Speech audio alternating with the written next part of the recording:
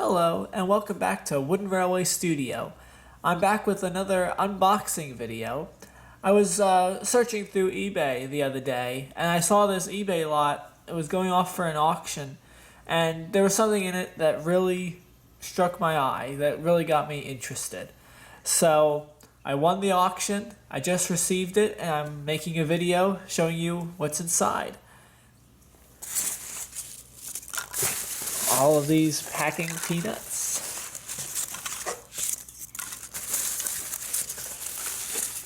These things can make such a mess. They're fun to play with though. So there's a whole bunch of stuff in here. It looks like the first layer is mostly some of the I guess accessories, such as like Thomas trees and that kind of stuff. Like this one's a kind of a tougher one to find, I guess. It's a little bad shape, but that's okay. I guess it has snow on it, and it has a sticker on the bottom from 1994. And here's some other trees. You can see the difference. The one on the right is, I guess, a Brio or like a Melissa and Doug kind of tree. And then the tree on the left is a Thomas wooden railway tree. And this one's also dated 1994. Now hopefully this camera actually functions properly. Yeah. Here's another one from the Thomas line, a yield sign. This is not the stuff that I found interesting. This is just the stuff that came along with it. So some more trees. This one also from 1994. It's nice that these are older versions. You know, that they're from the 90s, early 90s. Because, I mean, there are tons of trees around, but sometimes it's nice to get the super old ones just because they're original.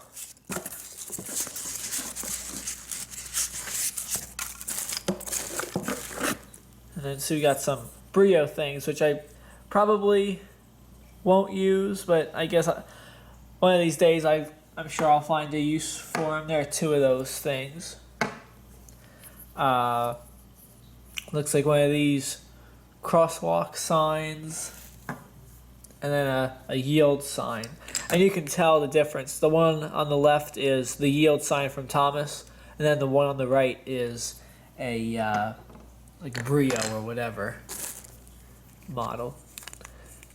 Here are some Thomas signs, also from 1994. A railroad sign and a school sign, I guess. Let's see. So a couple of these railroad crossing signs. And a couple more trees.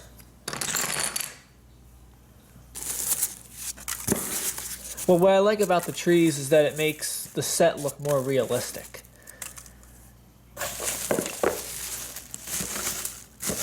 You know, obviously the trees aren't real, but a harbor sign, I guess. I can put this over by the docks, you know, over by Cranky and all the ships. This is also another one of those Brio or I guess off-brand kind of things. It's kind of neat. I could probably use that just in the background, part of one of the, probably like a set design kind of thing. Now here's a Thomas wooden Butch, kind of in rough shape. I already have a Butch already, but you know, who knows? You know, I always like finding a use for everything, even if I already have something like it, something. You know, I always like having an extra, just to use it for something else, because you never know when it will come in handy. You know, whenever you write a script and then, oh wow, well maybe I need that kind of stuff. And if you already have it, it saves you from going out and buying another one. Kind of like this. This reminds me of the Soder Bay tugboat. Just this is a, I guess, another off-brand version. It's not bad though. It's all wood. looks okay. That I could definitely use in the background.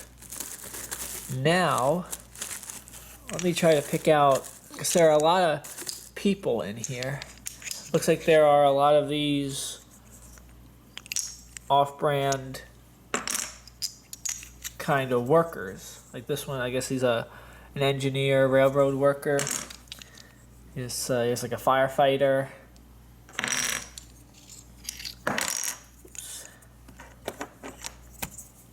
And a couple, I guess a police officer and some other people. So these obviously are not from the Thomas line, you know, but like I said, I can use them at the station, that kind of stuff. Because they're smaller, so they might be able to fit better than what these kinds of people do. Because these people are pretty tall. So these ones are original Thomas people. I guess they're from 1994, I would assume. Because they have the stickers, so that means they're earlier. They only made these sticker ones for the first couple years, I think in 1993 and 1994. And then after that, it was painted on. Like here's there's a whole family of 4. I'll show them all individually just because it's easier. So she is dated 1994. The daughter, I guess. Here's another one. Here's another one of those workers. His sticker's kind of peeling off. Let's see. Here's the wife or the mother from 94 as well. And for the most part, these stickers are okay. You know, they're in fairly good shape. Here's the father or the male. And these I always use in the background. You know, these are always helpful. The young boy. And then, of course, the Sir Topham hat. I couldn't tell you how many Sir Topham hats I have.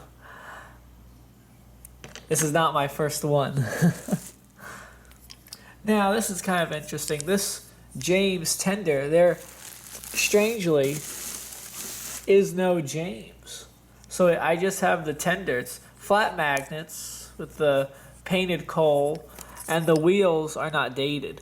So it's probably from 1993. So that's kind of wondering, you know, where James actually is. So here's a Clarabelle. I can always use these Annies and Clarabelles as just regular stock trains. You know, they don't have to be coupled up to Thomas. So this one is from 1994. No name on the bottom, obviously. It has flat magnets also. So that's pretty neat. And I see right here, here is an Annie. Let me see. No dates on the wheels and staples. So staples means it's from either 92 or 93. And of course the wheel, the dates, the lack of dates on the wheels also means it's from either 92 or 93. Has flat magnets, and this one has a gray roof. As you see, Clarabelle on top has a white roof, which is typically how they were made after 1993. And then Annie has this dark gray roof, which the dark gray roof is a little harder to find just because they only made it for a couple years. Now here's a fan favorite, I would say, the Chinese Dragon from, let me see, 1996. Yeah, 1996. This was actually in very good condition. Normally you would see a lot of wear, especially on the corners here, but this one looks very, very good. I have a nice Chinese Dragon, however, one of these, I guess, metal things, I don't even know what you call them, came off. So this red velvet thing is all flabby, but this is actually a very good example to use in my videos. So here's another one of those off-brand, I guess it's like a tractor.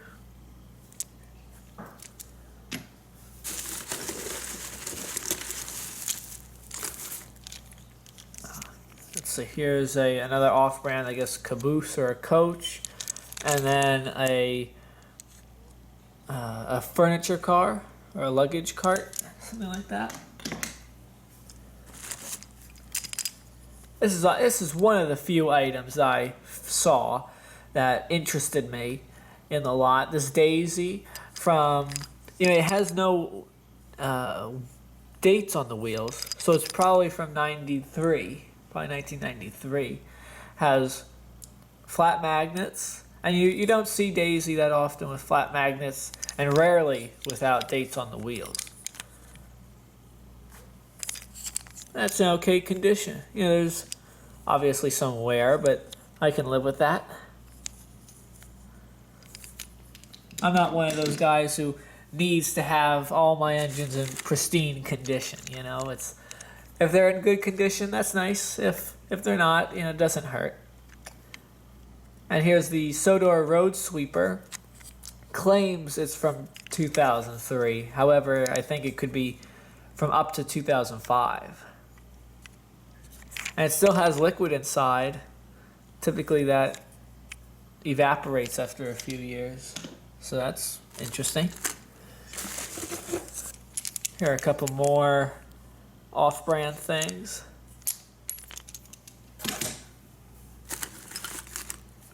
Very nice. Tidmouth milk tankers. These always come in handy as like a job for an engine to do. I only have a couple. This one has flat staples on the bottom. No dates on the wheels, and then flat magnets. So it's either 1992 or 1993. I would assume most of these are from 1993, just because I think 92 engines are more like pre-production models and that kind of stuff. So they really weren't meant to get out. So here's Thomas, and do you notice anything funny about him? Well, hopefully you guessed it. It's pretty obvious. He's missing his funnel. Now, I'm not sure how they did that, but poor Thomas here looks kind of strange without his funnel. This is from 1994, and it's flat magnets. So this one will just go into my collection as an oddity, novelty kind of item. You don't see those engines without their funnels too often. Now here's a nice Gordon. This Gordon is from 1994. No names on the bottom, like always. It has flat magnets. I'm just going to show you one piece at a time. It's too hard to do both. Well loved, but this Gordon has his funnel. And then here's his tender. Painted coal. I guess thin wheels, huh? Probably. Sometimes I run out of room on the sides of these things, on the sides of the videos, just trying to fit everything that comes out of the box.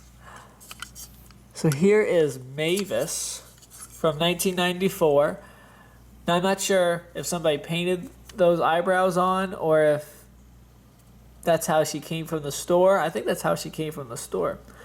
But she looks pretty menacing there. She's giving a nice devious smile. So I could actually probably use this in an episode as, like a face change like they did in the original Thomas episodes. Flat magnets, again from 1994. It has 6 wheels, so they're also 4-wheel varieties, but the 6-wheel variety is the more common one.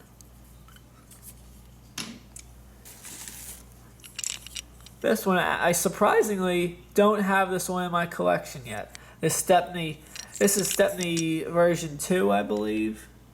It's dated 2003, but I think it could be up to 2005. I have a couple of the older first version Stepneys from the 90s, but I don't have one of these in my collection yet, so that's nice. And then finally, The piece that I found very interesting when I saw the eBay lot the first time is, of course, the very hard to find Knapford Express coach. These are very tough to find. Oh, and say hello to one of my cats. This is Skippy. He's always he always wants to know what's going on, especially when I film. He always appears when I film. Just back to the Express coach. This one, you can see it's well loved, very, very well loved, I'll say. There's a lot of wear and that kind of stuff, some paint loss, but you know, like I said, I like that kind of stuff. This one is dated. It's actually very strange. I don't know if you'll be able to see this, but these wheels are dated 1994. All four of these wheels. And then the wheels on the right have no date on them. So these wheels are from 1993, and these wheels are from 1994.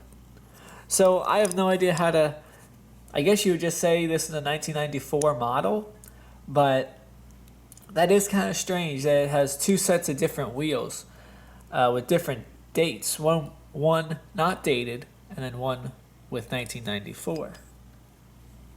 See, I didn't realize that because obviously I couldn't get an up-close picture of it from the eBay listing. It has flat magnets and everything, but that's really nice.